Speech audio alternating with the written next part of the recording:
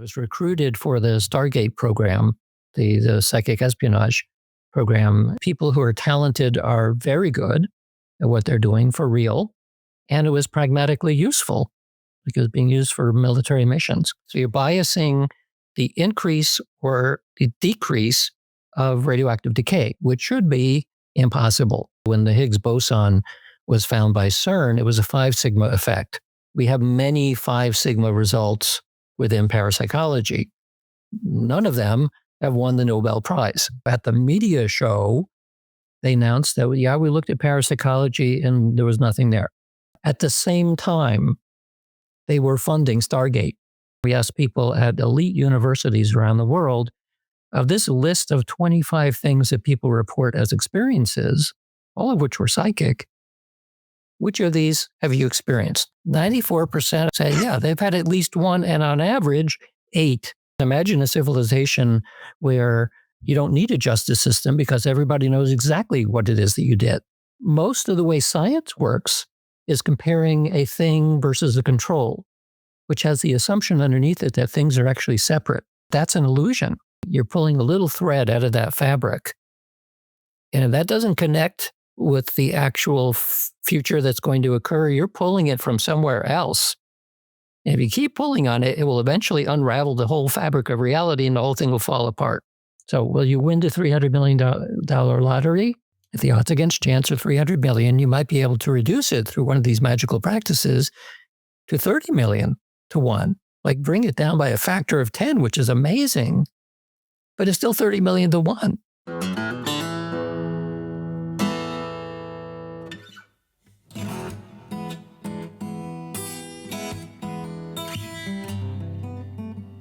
And we are live for another episode of Being Human.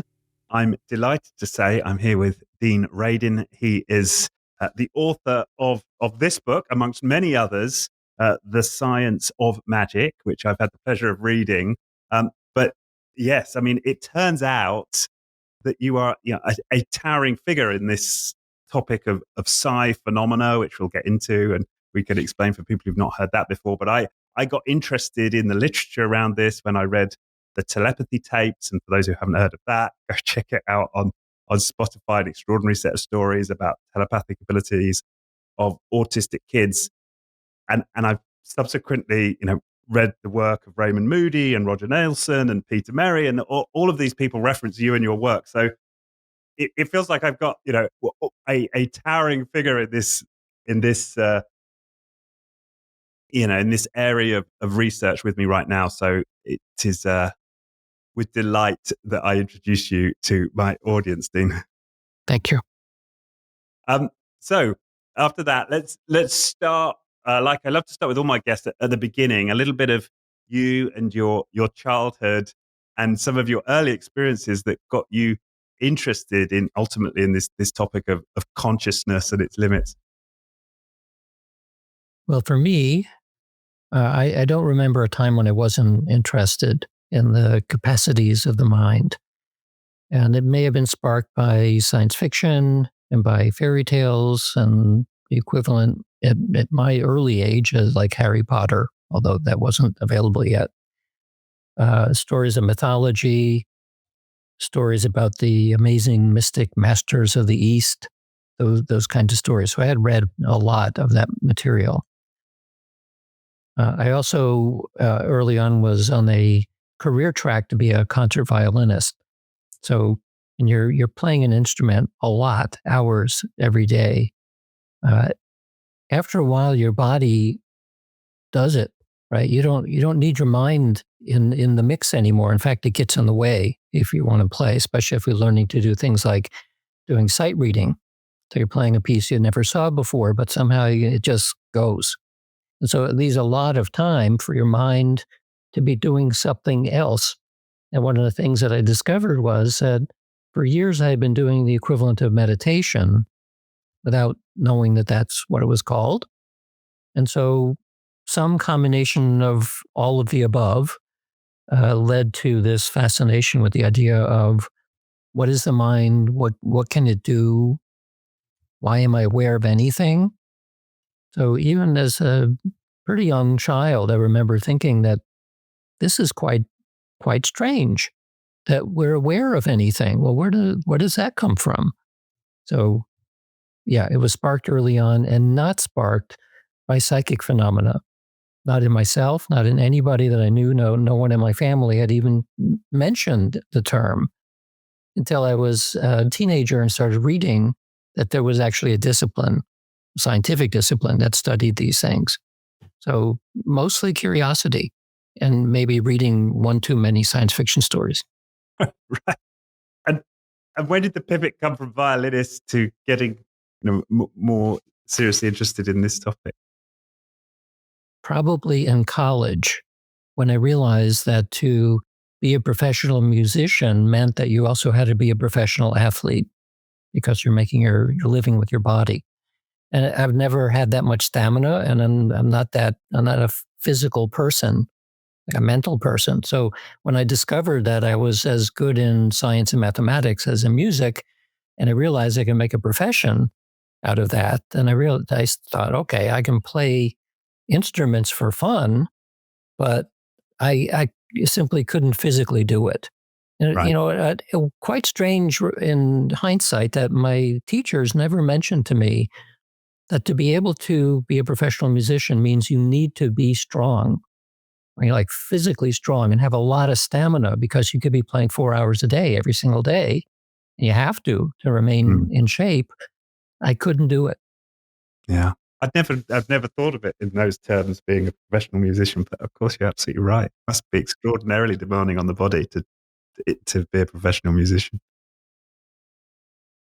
Okay. And so you discovered it, the gift for mathematics and an interest there.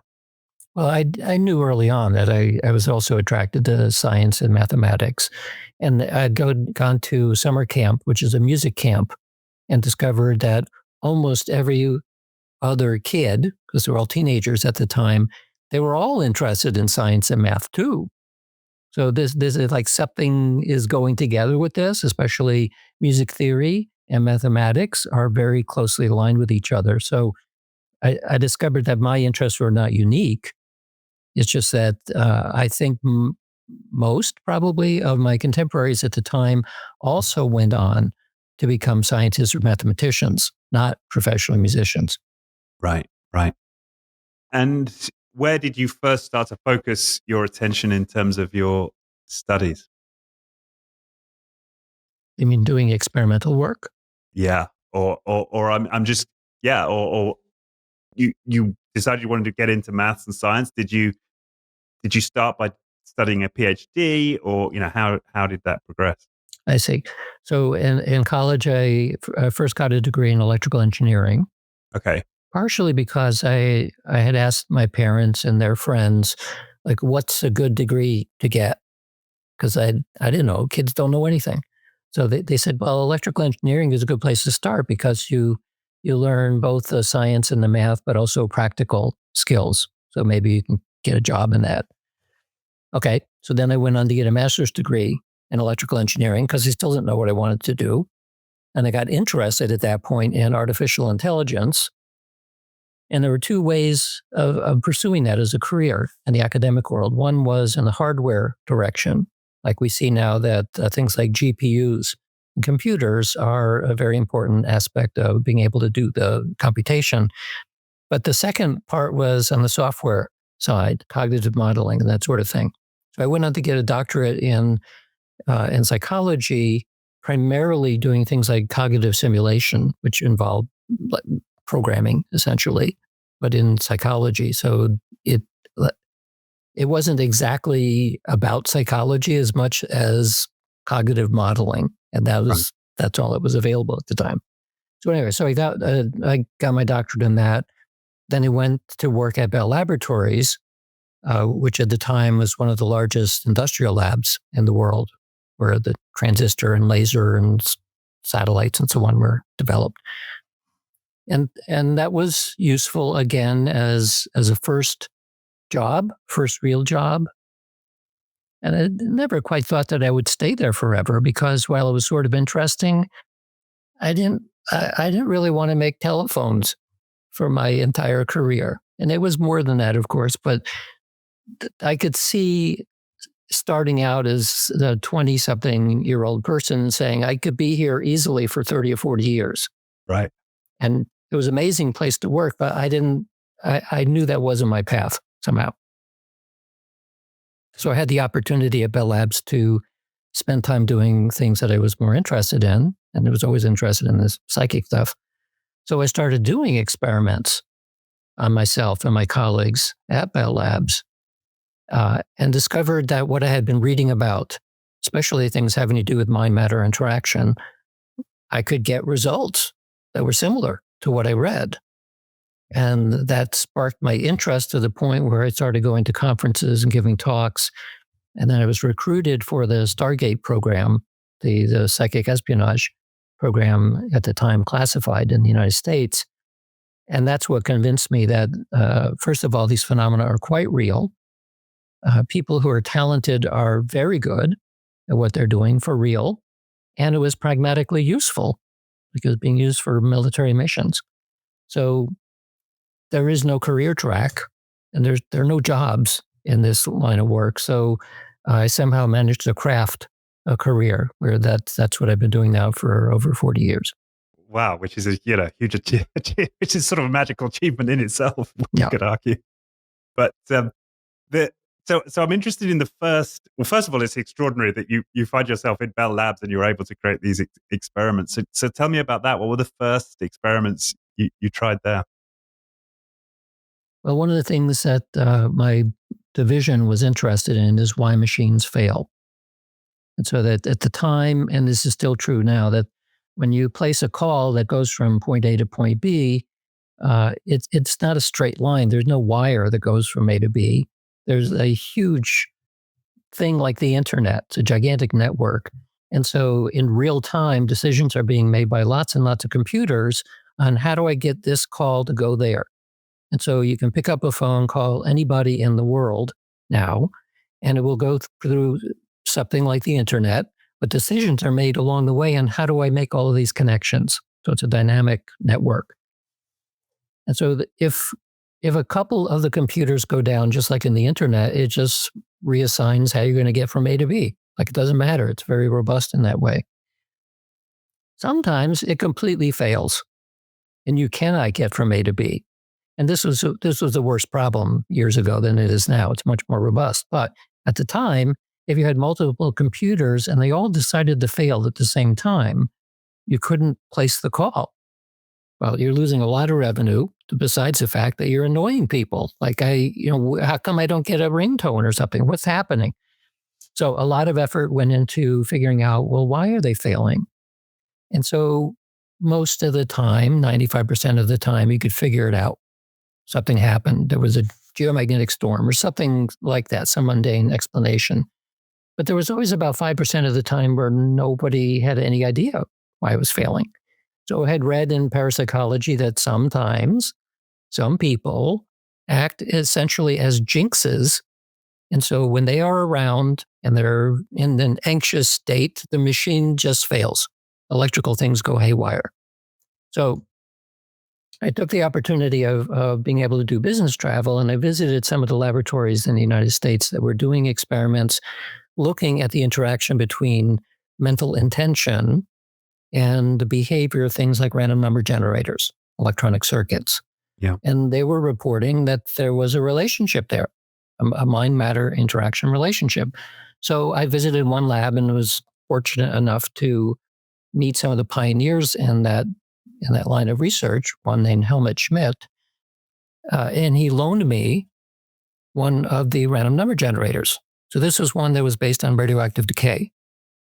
So the way it worked was you would look at something that had a whole bunch of lights in a circle, and it was designed so it would keep sort of stepping around the circle until a radioactive decay particle was detected, and then the circle would reverse and go the other way.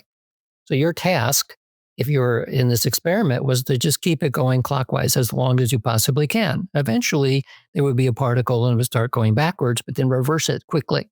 So you're biasing the increase or the decrease of radioactive decay, which should be impossible. Right. So we did experiments on that and ended up with odds against chance on myself and my colleagues because I was running it on people around me.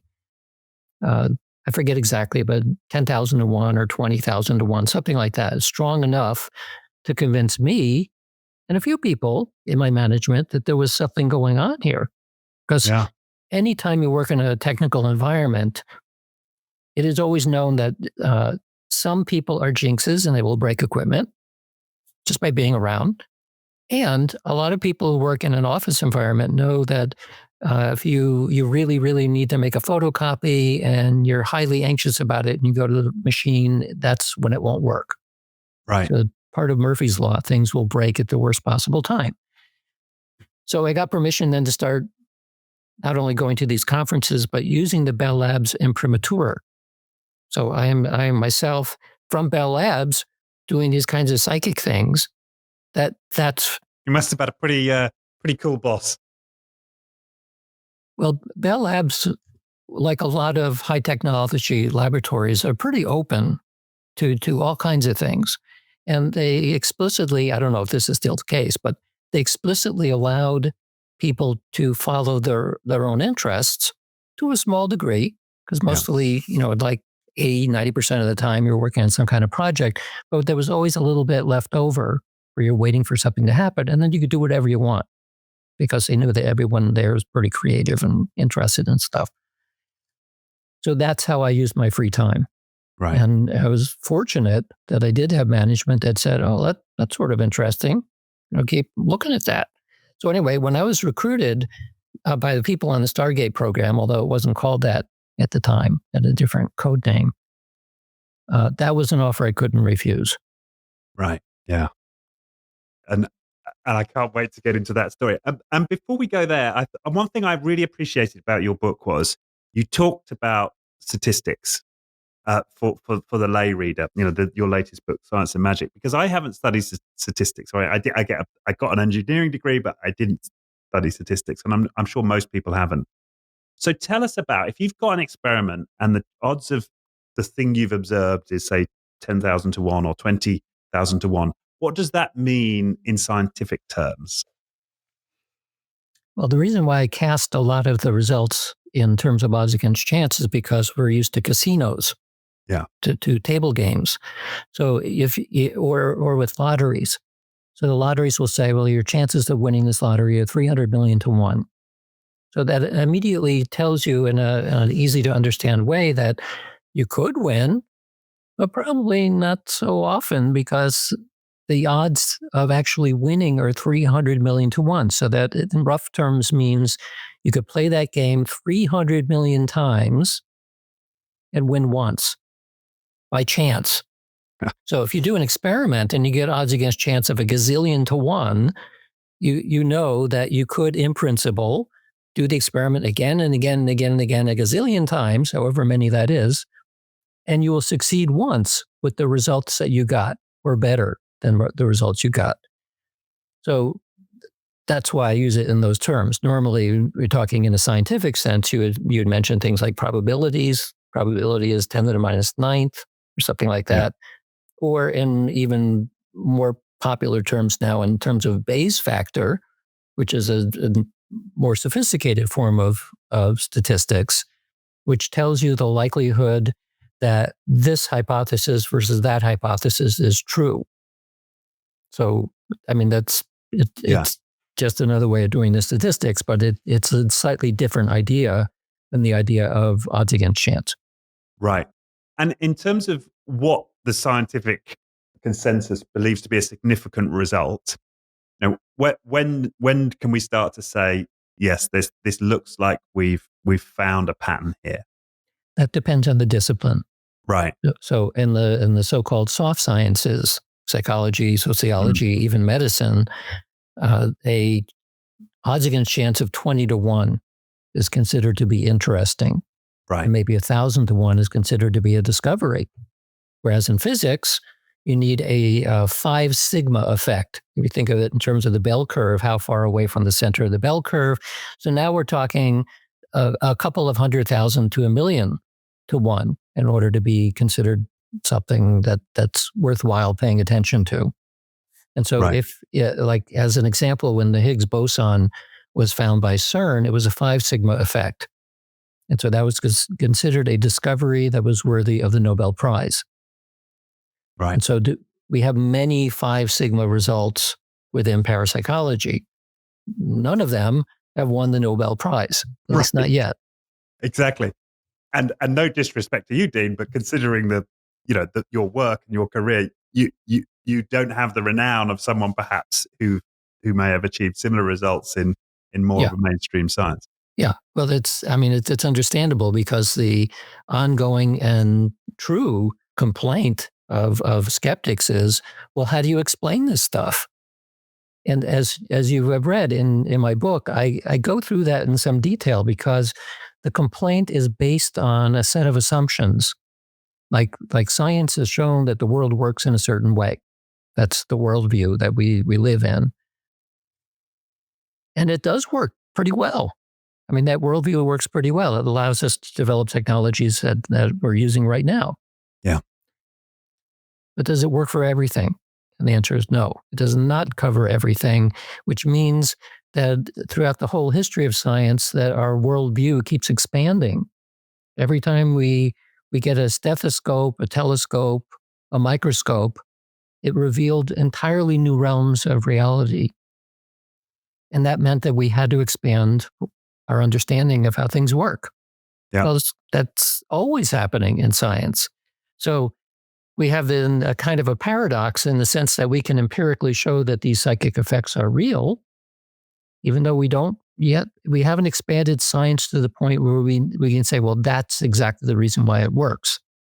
But we have a lot of pointers at this point that suggest pretty good reasons why we think it works. Yeah, why it works, and at a level that, as you say, would be accepted as a major breakthrough and a legitimate discovery in other disciplines. Um, Coming back to the Stargate project, we can't step over your time involved in psychic espionage. Yeah, tell us more about that. Yeah, how did that work? Yeah, I'd love to learn more there. Well, so that program was alive in various forms from 1972 to 1995. It was always interested in pragmatics.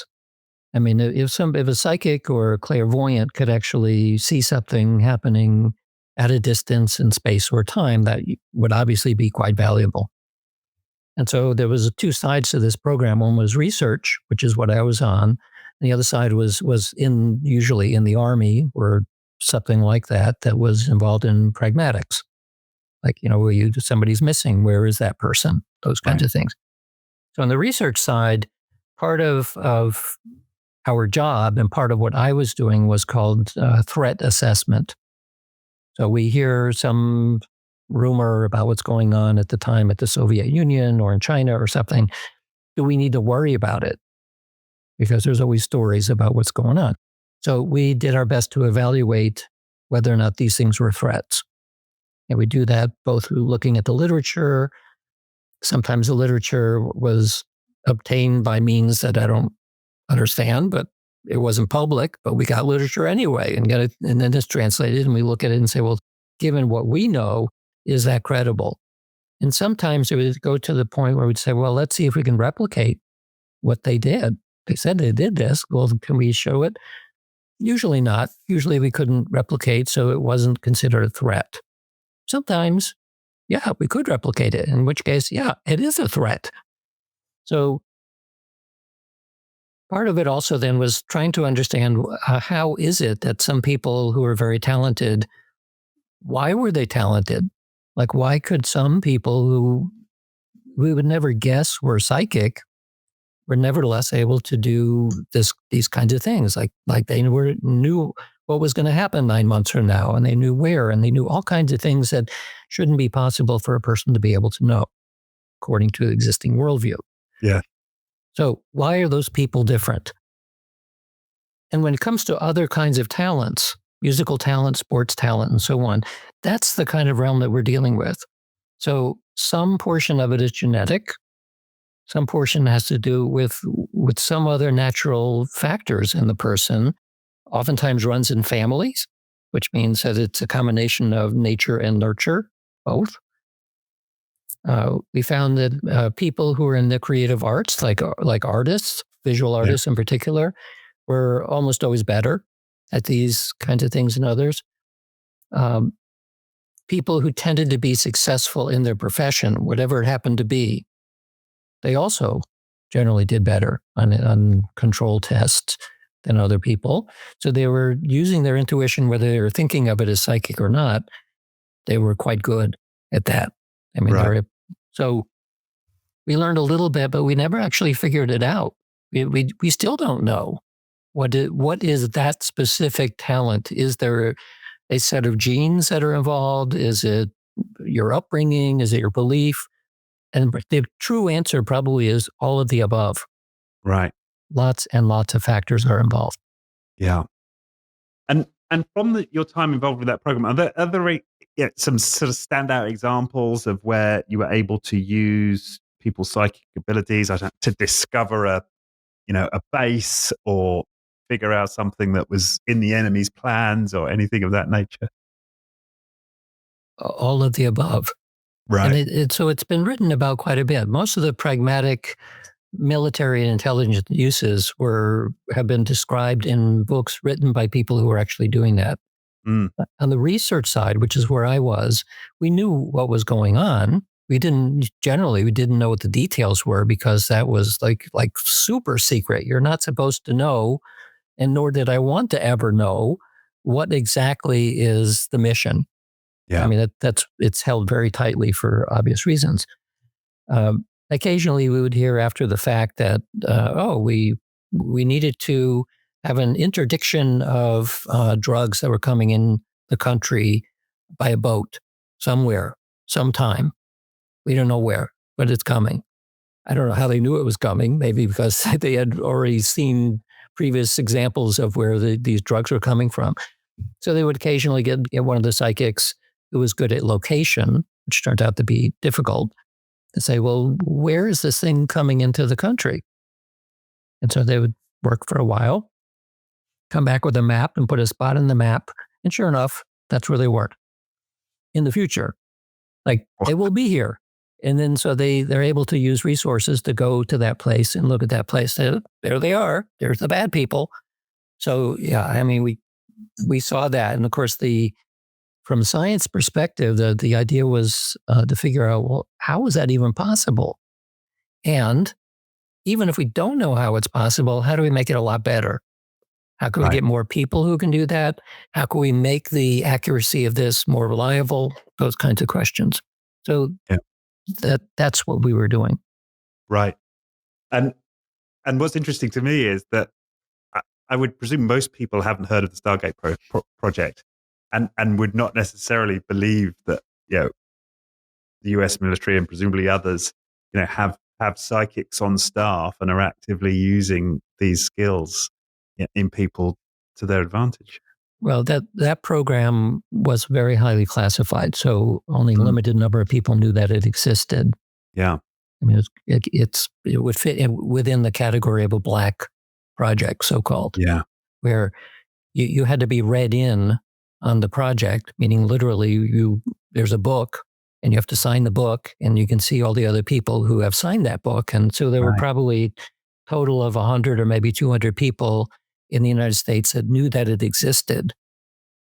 That say, in addition, that usually the code names might have been known by other people, but what it referred to was also secret. And sometimes the code words themselves were secret. I mean, it's like there's so many layers on this. And so one of the very strange ironies about all of this was the whole point of that program was to disclose secrets, highly secrets everywhere. And yet the program was secret. So we're thinking, well, that seems kind of strange. We knew that the Russians at the time, they had a similar program that was funded way beyond ours, a big program. And they knew we knew, and we knew they knew. And, other countries also may or may not have had active programs, but they certainly knew that we did. We had programs. I learned that years later when I've given talks in other countries.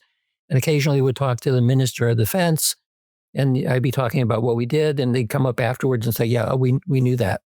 So how could you possibly know that? Like hardly anybody knew that. Well, they didn't know details, but they knew of the existence of the Right. program. So people ask now, well, is there still a program?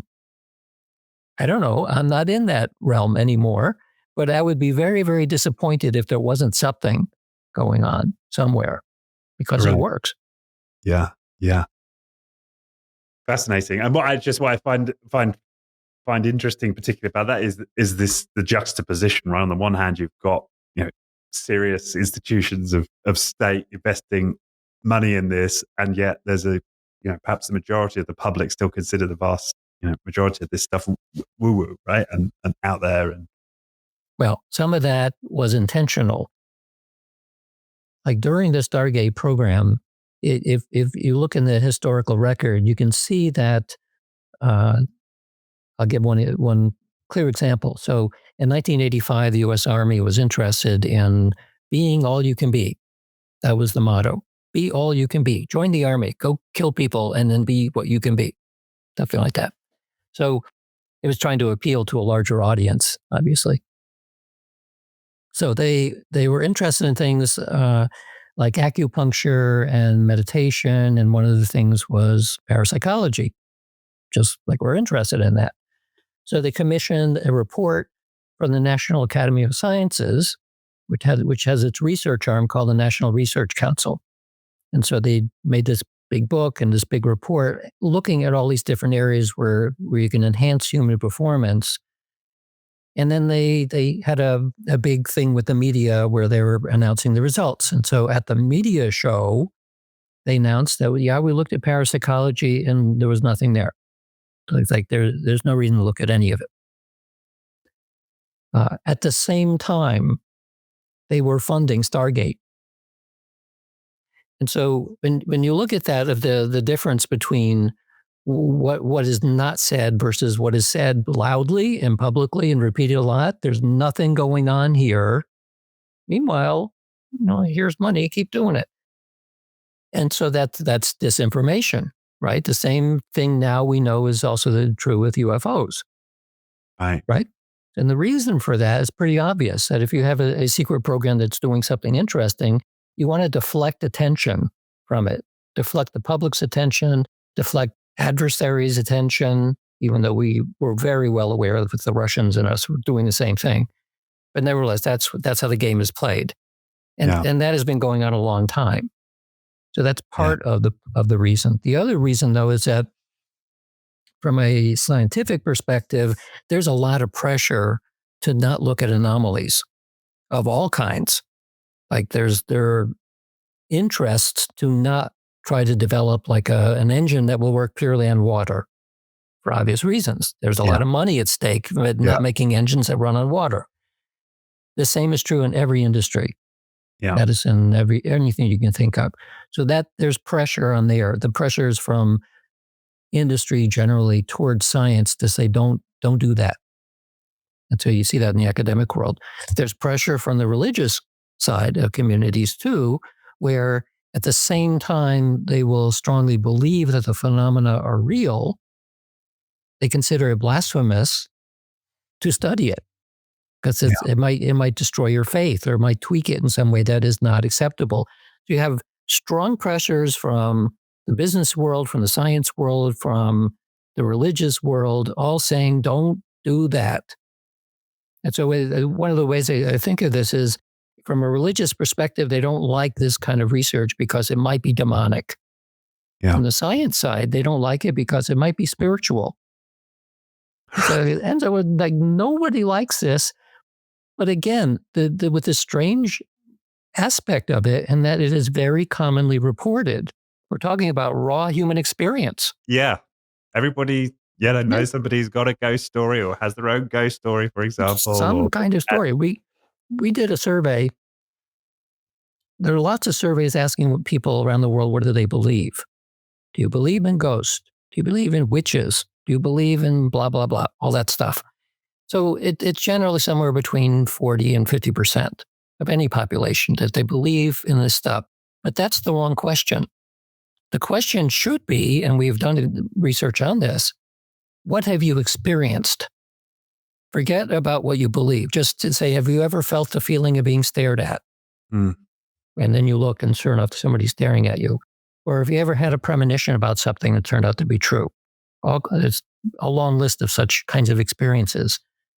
So we asked the general public and we asked people at elite universities around the world, of this list of 25 things that people report as experiences, all of which were psychic, which of these have you experienced? Have you had at least one such experience?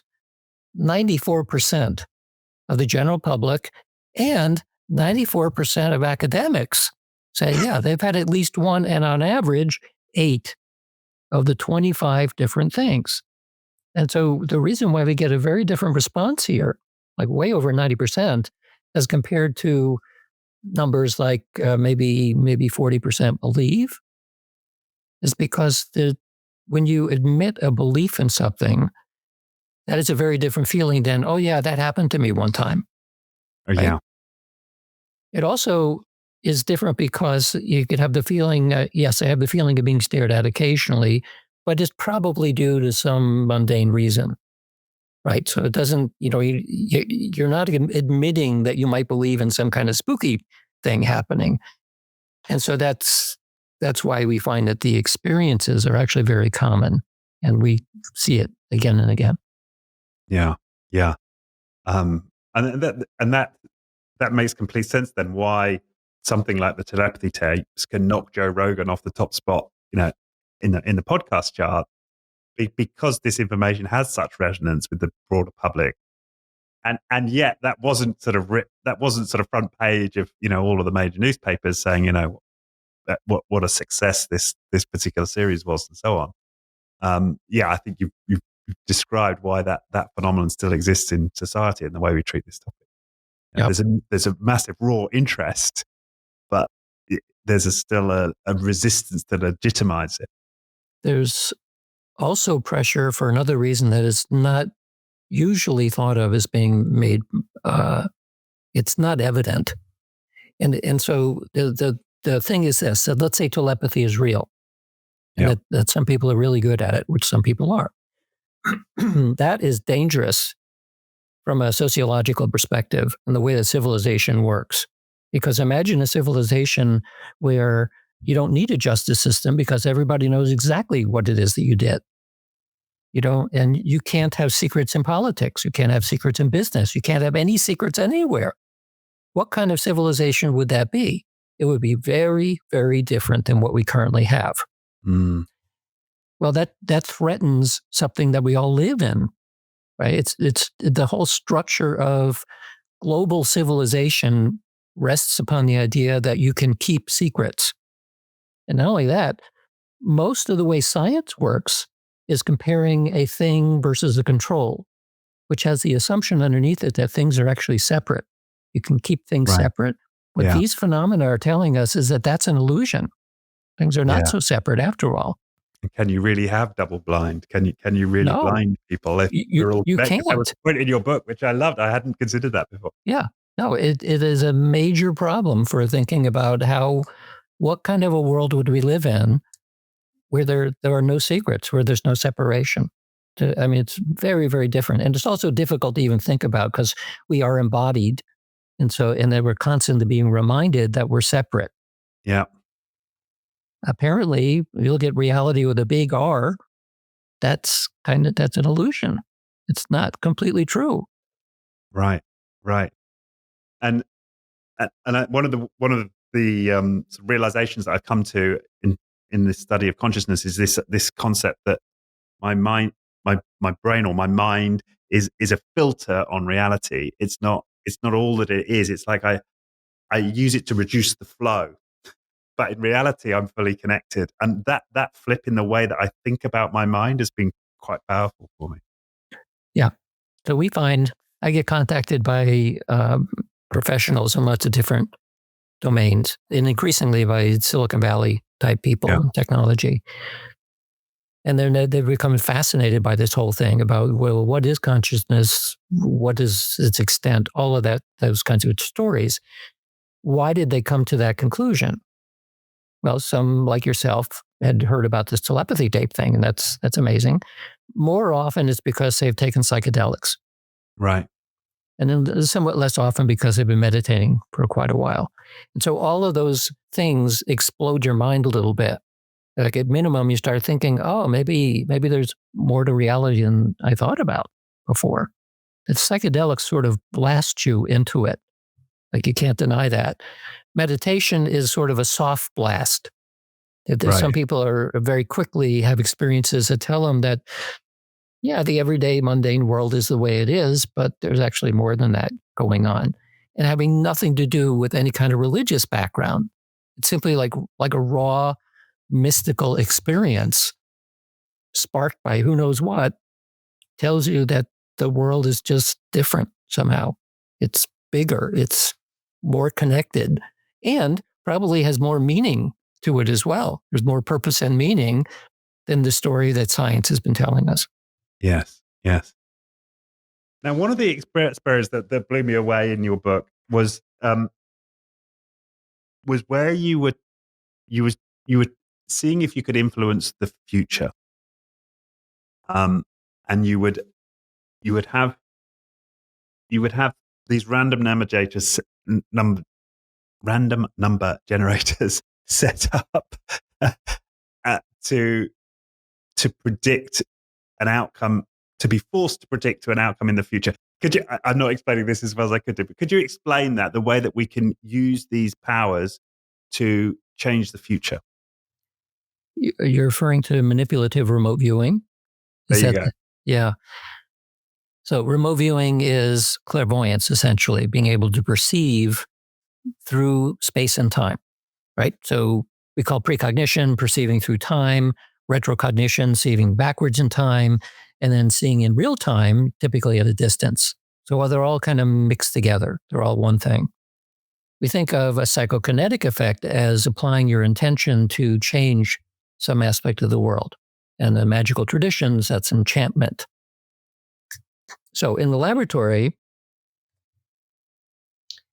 one of the applications of remote viewing is called associative remote viewing, which is a simplified way of figuring out in the future, is it going to be this outcome or that outcome, like a binary thing. So if you're doing futures trading is kind of like a coin flip. It's very difficult for people to know whether you're going to have this or that outcome.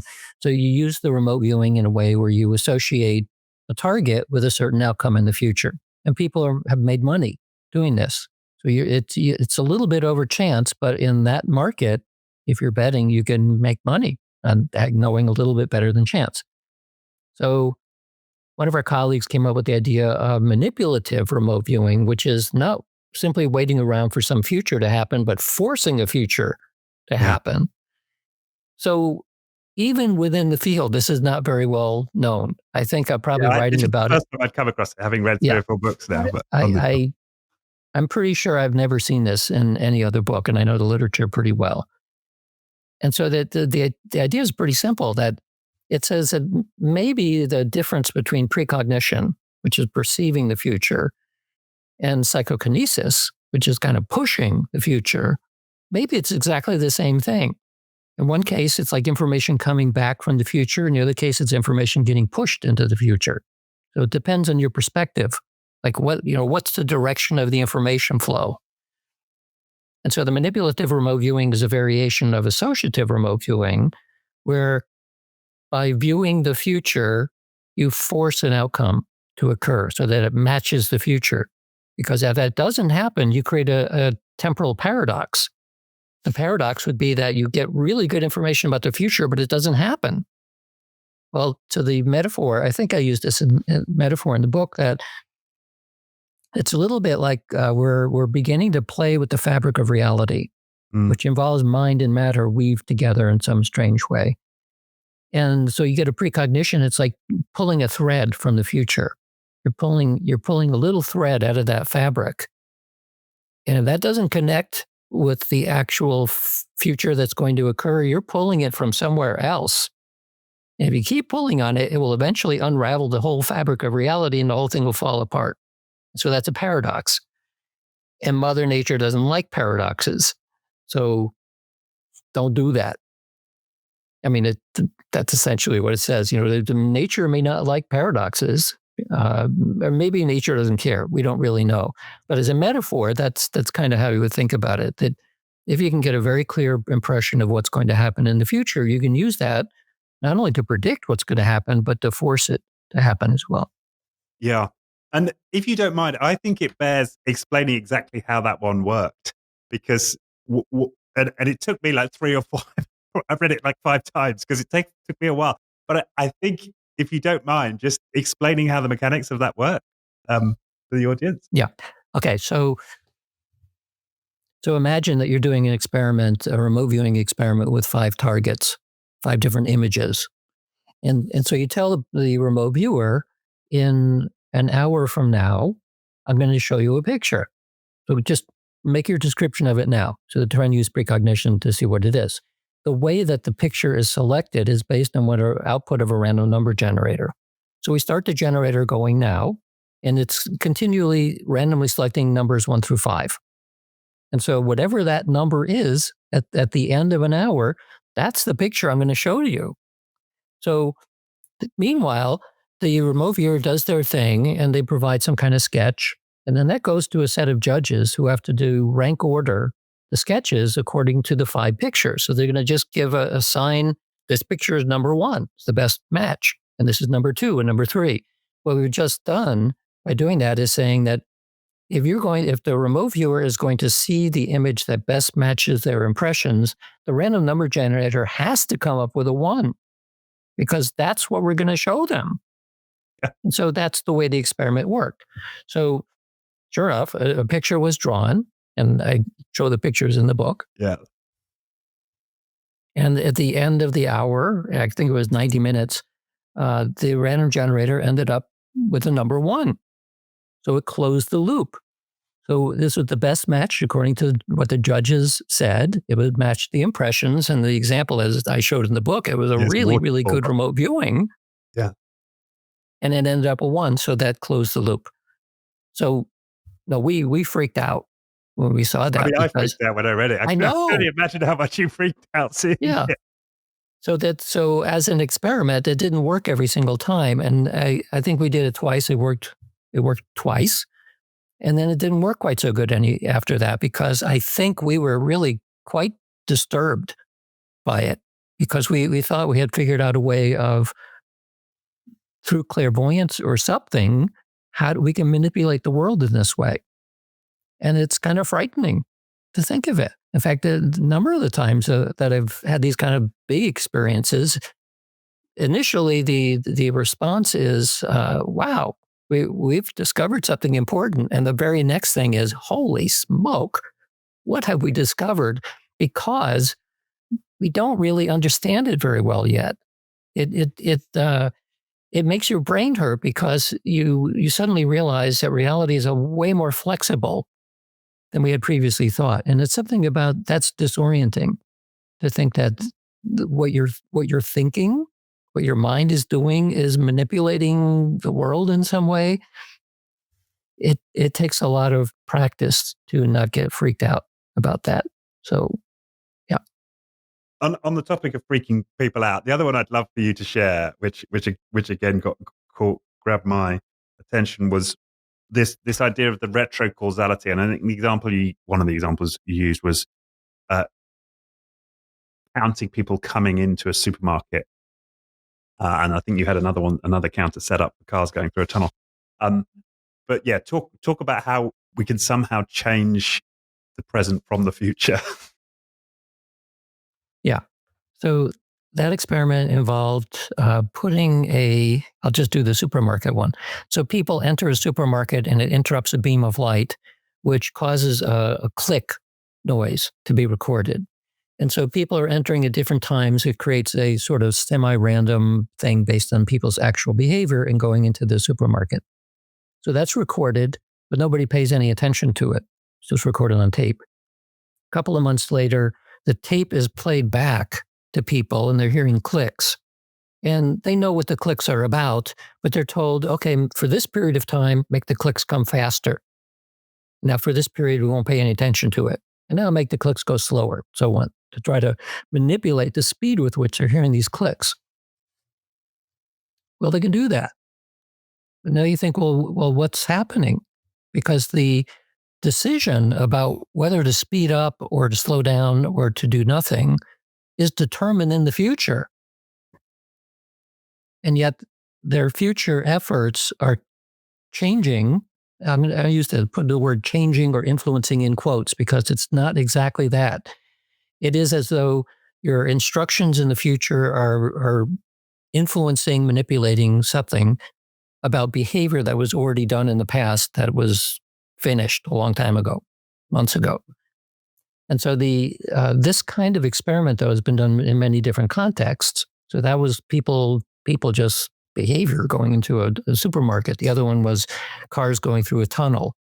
It's also been done in much simpler terms where you have a random generator produce a whole bunch of random numbers, bits, and then nobody looks at it until the future where it's played back. So in real time, you're saying, well, okay, now we're going to make a new, we're playing back this data, but make the numbers go high, make more 1 bits than zeros. And now we'll do nothing. And now we'll make more 0 bits and so on. So this is called a retro psychokinetic experiment. That works too. It even works in the case of human physiology and other contexts. It seems as though events that occur that are not consciously known by anybody at the time of the recording, it's like it's in the machine somehow because something was recorded, but unless somebody pays attention to it and is consciously aware of it, it so-called collapses the wave function. It's a very quantum idea. Yeah. That unless you observe something, it's not quite real in the same sense that other things are real. So it kind of all the way goes back to the idea of if a tree falls in the forest, does it make a sound? But if no one's around. Yeah. And so the answer is no, because sound means something to us. Will there be pressure waves or air waves or something? Well, maybe, but unless somebody's there to know it, it's like it sort of happens, but didn't quite happen. It's living in some superposed state. So that apparently is a real phenomenon. Which is, yeah. And I mean, in a physics lab, it's relatively easy to see this effect. The delayed choice experiment is one of the ways of doing it. That's sort of comfortable in physics because it's a very, very tiny effect. It's happening at the quantum scale. Whatever that is, it seems to scale up to the human scale too. How many people walk into a supermarket in a given period? I mean, yeah. And so the way we normally think of it is that we are influencing their behavior now. It's different than we are changing the past. That's almost certainly not what is happening. Yeah. It is rather than what is happening right now in the present is influenced both by the past, which is pretty clear, but it's also being influenced by the future. And again, from a quantum perspective, that's the way things work. The present is influenced by the past and the future. And so the only thing that these experiments are doing is saying, well, that's not just happening at the micro scale. It's also happening at the macro scale. Yeah. Yeah. And I think the key point here is but once something has been observed, at that point it can't be changed, right? It looks like it gets fixed. It in quantum terms, it collapses the superposition of all possibilities into one thing. I kind of think, though, that that's partially true, but not completely true. Oh, okay. And the reason is that when we look at a classical object, like an everyday object out there, ultimately it still is quantum. It doesn't appear that way, but nothing ever collapses completely out of the quantum world. It's always quantum. It just appears differently. So we see these effects certainly in a physics lab because we know we're dealing exactly with a quantum object at that point. That's why with things like photons and interference and so on, you can see it more clearly. But nothing ever completely collapses. In fact, even the term collapse may not be completely correct because it would suggest that there is a classical world and there's a quantum world. No, there's one world. And our best description, at least at this point, is quantum-like or relativistic, which makes things even worse. So I don't know. I mean, this is why it's been so difficult to figure out exactly what is going on. We don't have the language yet. We Yeah. don't have the mathematics yet, and we don't have the theories yet. But we know that it happens. Yeah. Yeah. That's fascinating. It's fascinating to think that there could be another layer to this, that even the so-called observed effects, where let's say we do now have a record of how many people went through the supermarket during that period. We could even change that. I mean, that's fascinating. Yeah, it makes your brain hurt. But that's one of the reasons why I've always been and continually interested in these things. It's like a major puzzle from a scientific perspective. It has consequences in the real world. It will eventually change our worldview when we understand it better. And one of the reasons why I call my book The Science of Magic is because at this point, it is kind of like magic in the sense that it's something happening. It's real. And we're moving towards the science of magic, but we don't have it yet. So Right. that's why the book is basically about how do we know that some of these ancient practices that every tradition has always talked about in different terms, were they just delusional or were this is stories? No, some of it is actually true. And so rather than having 100 people like myself around the world who are actively studying these things, what would happen if we were well-funded and we had tens of thousands of scientists pursuing this? The world would change. Yeah. And as I already said in the beginning, the world doesn't want to change. No. There's a lot of pressure to keep the status quo. Yeah. And I know we're coming off of time, but I would feel remiss if I weren't able to at least ask you if you would talk a little bit for people in the audience who want to develop their magical powers. And I know towards the end of the book, you talk about the individual's ability to impact reality around them using these principles. Mm-hmm. Yeah, could you share a bit in practical terms how people can develop these abilities? Well, first you need to be born with a talent. That helps. So that you can't control that very much. Second is there are various factors which seem to amplify these effects, like belief. So it helps if you're going to believe in something, it helps a lot to have experience that supports the belief. So it's not faith without any evidence. You need to start doing little magical practices. So I mentioned a variety of different practices that are pretty simple, but nevertheless part of the tradition. Meditate. I don't want to say you should take psychedelics because that's generally not such a great thing to do. But gain experiences that give you reason to believe that the world is more complicated than our textbooks have said. Yeah. Because and that pushes belief as well, because belief is so important because what you believe tends to be what you experience. And so if you come at these kinds of phenomena saying, this is literally impossible, I don't believe it at all, you will block even your ability to notice that these things actually do exist. Yeah. So since a lot of people do have some experiences like this, that might be as simple as a synchronicity or a precognitive dream or something like that, take that experience as one additional little notch saying that, oh, maybe that's not a delusion. Maybe those things actually do exist. That's why the largest section in my book is about the scientific tests that have been looking at these phenomena for a long time. And we know that in principle, most of the psychic experiences that people have could be true.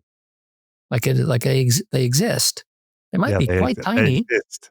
Yeah, they exist. And so I don't recall if I mentioned this, but what happens oftentimes is people conflate existence with efficacy, right? Something could be quite real, but small. Well, that doesn't mean small is not important. I think Right. I used the example of the charge on an electron is really, really tiny. Yeah. And when Benjamin Franklin was playing with sparks, Yeah, no idea. But would eventually change the entire world as we learn more and more about what a spark is. Well, the same is true here. So for most people, most of the time, we're dealing with tiny little effects that maybe you notice and maybe you don't, but the more that you pay attention to it, the more you'll see that it's real. Eventually, we'll figure out more and more about what this is like, and then the world changes. The more we know, the more the world would change, because among other things, as I mentioned before, we learn that the nature of reality is way more flexible than we've been taught. And it's more flexible because of mind/consciousness is woven into the nature of reality. That's why the subtitle of my book is about how the mind is weaving reality, because that's a lot of what it looks like. Yeah. Yeah. And one of the exercises I like, which I intend to experiment with, is the $10 bill. So it'd be a Yeah. £10 note here in England. But Yep. yeah, where we'll just talk, if you don't mind, just take a few minutes to talk us through that, because that's a really practical exercise that people could try. Yeah. So there's many different techniques. I mentioned 5 or 6 different techniques that will appeal to people in different ways. If you like sketching something, you may make a sigil. If you like words, you can write it. If you like knot magic, which is the idea of taking something like a piece of yarn and then having an intention, like I'm going to find a $10 note just laying there on the ground. And so you take that intention, you stick it into the knot, you kind of hold it tight. So you've taken that intention out of yourself and you've kinesthetically pulled it into a little shape. Well, then you may or may not pay attention to it. It doesn't matter so much, but you have associated this with this particular intention. Well, among other things, you're going to now pay more attention out there. You're going to be looking for it. So there's both an ordinary psychological shift in terms of what you're going to pay attention to, plus the intention actually does do something. It's causing it to come from somewhere. We don't know where. The likelihood of then being able to find a 10-pound note goes up. So how much does it go up? Well, again, it depends on talent and practice and a bunch of other things. But even if it went up a smidge, a little bit, you are more likely to encounter the thing that you're looking for. So I've done this many, many times for usually for very small things, like in the US, like $1, a dollar bill. It is simply laying there on the ground and nobody else is seeing it. But I saw it. I got it. Well, yeah, I mean, that's not that difficult to do. It is actually very difficult to do if you're trying to find it in the middle of a cornfield and if you're trying to do it in the middle of a city. Yeah. So the probability, all of this is related to the probability of the thing happening all by itself. Yeah. So will you win the $300 million lottery? If the odds against chance are 300 million, you might be able to reduce it through one of these magical practices to 30 million to 1. Like bring it down by a factor of 10, which is amazing, but it's still 30 million to 1. So rather than going for that lottery, go to one that's like a pick 3. So it's like a 1 in 1,000 chance, because you can bring 1 in 1,000 down to 1 in 10, which might be possible. Yeah. You're much more likely to win, especially if you do it in the long term. Yeah. So that's how I recommend that people start playing with these things, especially in games of chance where it is not outrageously difficult to win. Right. Yeah. And a couple of the other aspects that I appreciated was the idea of effortless striving. So we have the intention, but then we release the intention and we don't try and force it from that point forward. Yeah. The moment your anxiety gets in the way, it will squash it. Yeah. Right. That's why the thing about a not magic is you put a lot of intention. It doesn't take long, but you do it and then you set it aside. So every so often you look at it and remind yourself about it. But if you dwell on it, it does seem to block it. Yeah, because then you're into your ego and haven't got it yet. When's it going to? Yeah. And, you don't know when that's going to happen. And then there's and this brings us right back to the start of our conversation, actually, this gnosis aspect or entering a non-ordinary state of awareness, which you talked about when you were playing violin, right? So finding ways to be in a different zone. Right. any state of awareness that is not everyday conscious awareness is going in the right direction. Yeah. Yeah. And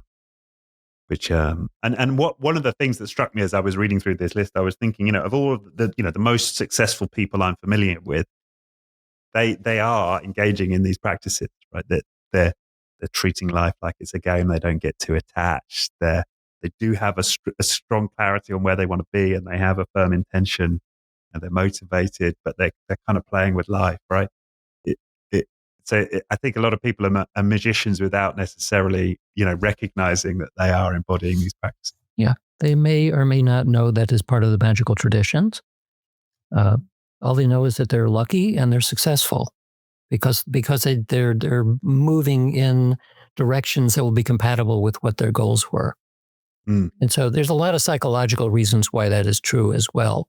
But based on our research, not just mine, but over a past century, it's also clear that intention alone manipulates the world in some way, modulates it. Yeah, well, back to the examples you were giving earlier of people being able to change the outcomes of random number generators, and we've proven this is an existing phenomenon. Yeah, we don't prove things in science. Sorry. Okay. Yeah, it's the non-scientist in me getting excited. Yeah, we're able to demonstrate things at the various levels of confidence. That's the way we'd put it. Thank you for the correction. Yeah, very good.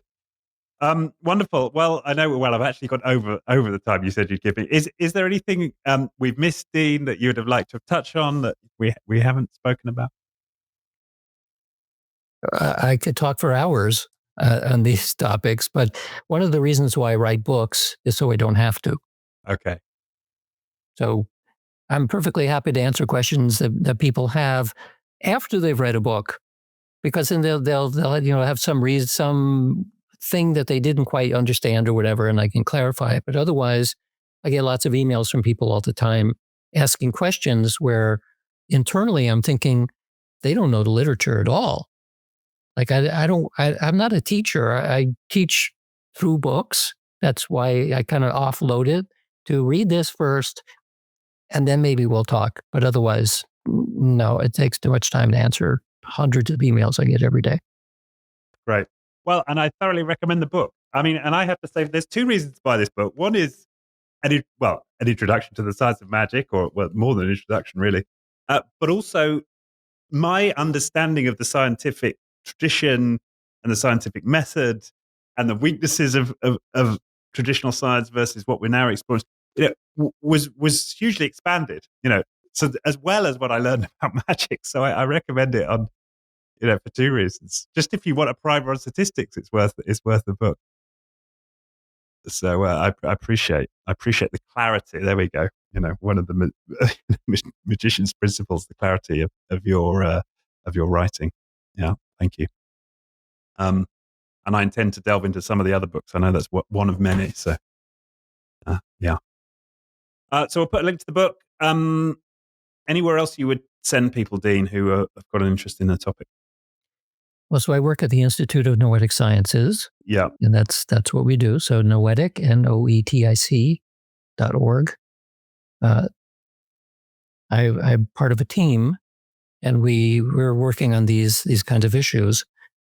The Parapsychological Association is the professional organization. It's parapsych.org. And my personal website is deanradin.com. Wonderful. Okay. I appreciate that. We'll put all of those links into the show notes. Yeah. Just remains to thank you for your time. I've really appreciated this conversation.